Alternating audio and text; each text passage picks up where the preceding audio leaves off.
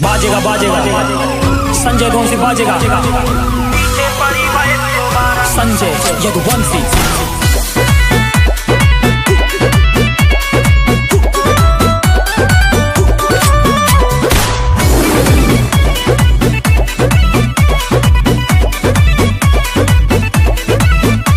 पेशी पे रोजे पेशी एक बोतल मदिरा देसी बने जे रंगदार होकर कह दी ऐसी तैसी।